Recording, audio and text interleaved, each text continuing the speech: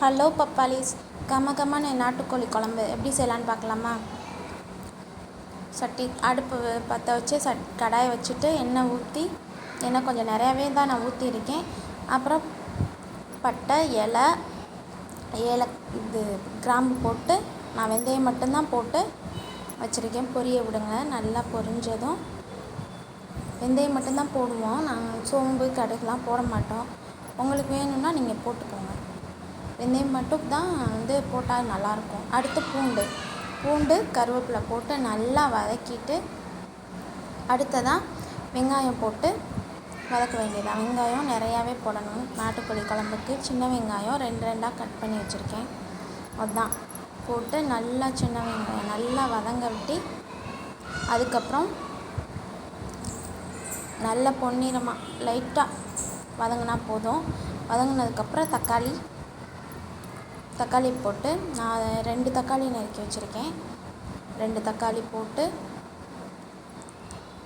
நல்லா வதக்கி விட்டுருங்க. நல்லா வதக்கணும். நல்லா வதங்கினதுக்கப்புறம் இஞ்சி பூண்டு பேஸ்ட்டு போட்டு நல்லா வதக்கிடுங்க. பச்சை வாசனை போகிறது வதக்கிட்டு, லைட்டாக மஞ்சத்தூள் போட்டு வதக்கிட்டு, நான் கழுவி வச்சுருக்கேன் நாட்டுக்கோழி போட்டு நல்லா அதை கிண்டி விட்டு, நல்லா பச்சை வாசனை போடுறது நல்லா கிண்டி விட்டுட்டு, நான் குழம்பு மிளகாத்தூள் தான் 2 ஸ்பூன் போடுறேன். வீட்டிலே அரைச்சது குழம்பு மிளகாத்தூள் 2 ஸ்பூன் போட்டிருக்கேன், காரத்துக்கு ஏற்ற மாதிரி. அப்புறம் பத்தலைன்னா நம்ம உப்பை செக் பண்ணி பார்த்துட்டு அப்புறம் நம்ம போட்டுக்கலாம். போட்டு நல்லா அதை கிண்டி விட்டுட்டு, இந்த இதுக்கு நான் அரிசி கழுவுன தண்ணி தான் யூஸ் பண்ணுறேன். அரிசி கழுவுன தண்ணி நான் எடுத்து வச்சுருக்கேன். அதை தான் கழனி தண்ணிம்பாங்க. அதை தான் நான் ஊற்றுறேன். ஊற்றி உப்பு குழம்பு கொதிக்கிது. கொதிக்கையில் உப்பு செக் பண்ணி பார்த்துட்டு, உப்பு மிளகாத்தூளும் பத்தலைன்னா போட்டுக்கலாம். இப்போ நான் உப்பு செக் பண்ணி பார்க்குறேன்.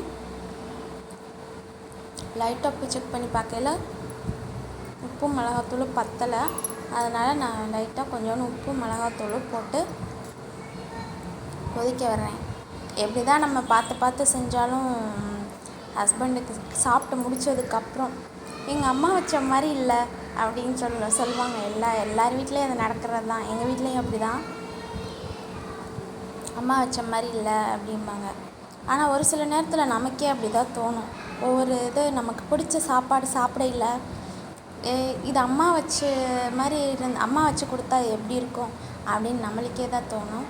கடைசியாக நான் அதில் நல்லெண்ணெயும் மிளகுத்தூளும் போட்டு ஆஃப் பண்ணிடுறேன்.